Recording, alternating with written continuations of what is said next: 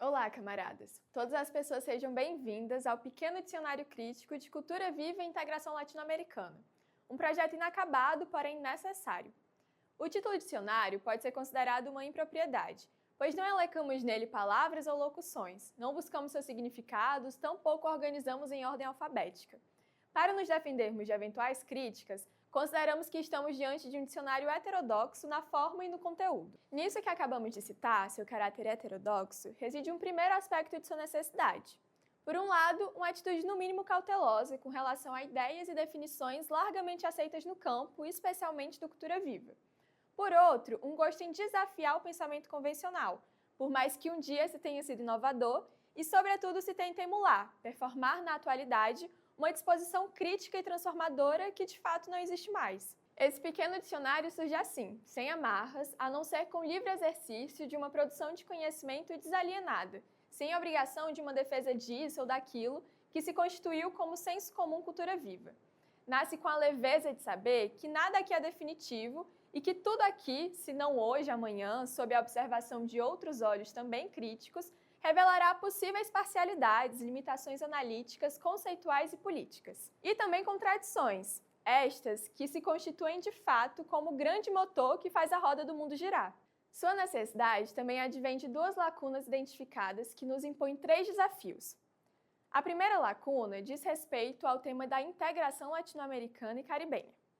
A despeito de sua previsão na Constituição Federal Brasileira, as iniciativas, tanto no nível do aparato estatal quanto no nível da sociedade civil, carecem historicamente de permanência e profundidade no contexto de um projeto claro de integração.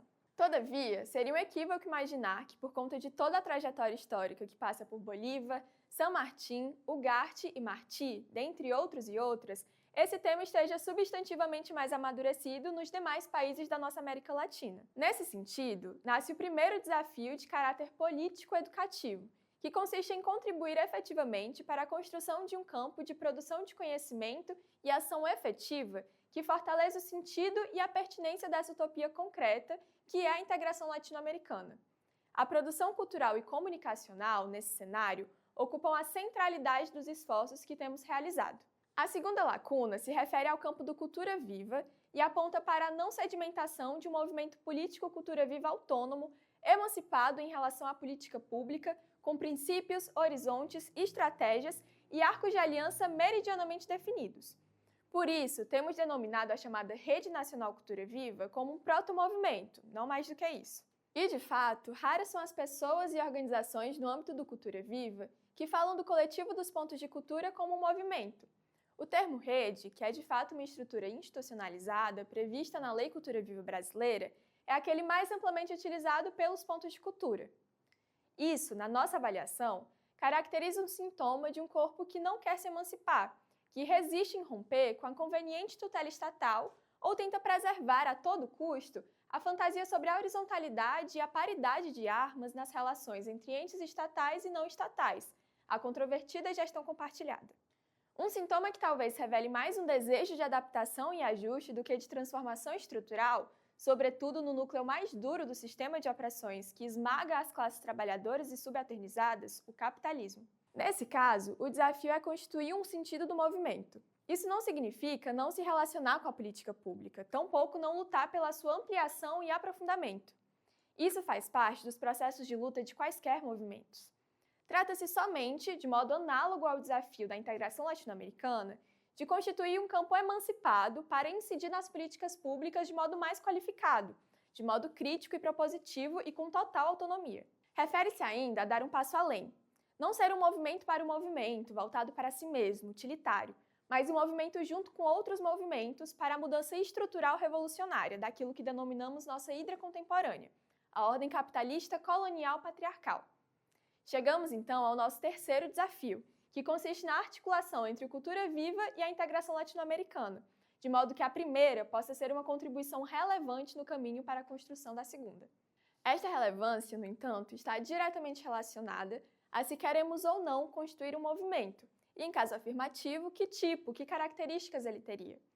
Num primeiro cenário, o coletivo dos pontos de cultura não passa de uma rede, de um ajuntamento de organismos que gravitam e se beneficiam de uma política pública ou se constituem como um movimento mais voltado para si, corporativo, como se fosse um setor cultural dentre outros. Um movimento para a gestão, para a governança da política pública. Nesse caso, o Cultura Viva pouco ou nada contribuiria para a integração latino-americana, a não ser com a superficialidade dos discursos institucionalizados de reconhecimento, representação e interculturalidade, dentre outros, ligados ao campo dito simbólico ou com a não menos superficial integração pela economia de mercado, a partir, por exemplo, das denominadas economia criativa e economia da cultura. Num segundo cenário, o coletivo dos pontos de cultura se constitui como um movimento para o outro, para lutar com todas as armas materiais e simbólicas para a construção de um novo tipo de sociedade, uma sociedade para o bem comum, aquela mencionada por Marx, na qual a cada um segundo sua necessidade e de cada um conforme sua capacidade. Uma sociedade na qual, abolida a propriedade privada dos meios de produção, as condições e relações de produção e reprodução da vida sejam estruturalmente modificadas, onde junto, nem atrás nem na frente, o racismo e a ordem patriarcal sejam também superados, bem como quaisquer parâmetros de estabelecimento de diferença, desigualdade e exploração, sedimentadas num pensamento arbitrário dominante. Nesse cenário de um movimento político e cultural para o outro, as contribuições do Cultura Viva em produção, formação e difusão política e estética e na costura entre conhecimentos populares e acadêmicos emancipadores são exponenciais. Trabalhar consciências, construir unidade na diversidade, mas não cedendo às promessas e explicações fáceis, nem do mercado, nem dos fundamentalismos, é parte da missão que nos espera se desejamos de fato construir um movimento Cultura Viva relevante para o Brasil e para a América Latina e Caribe. Por hoje é só.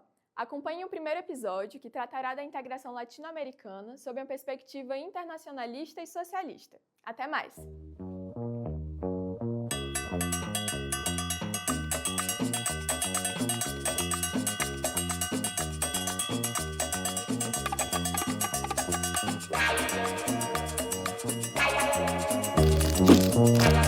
Wow.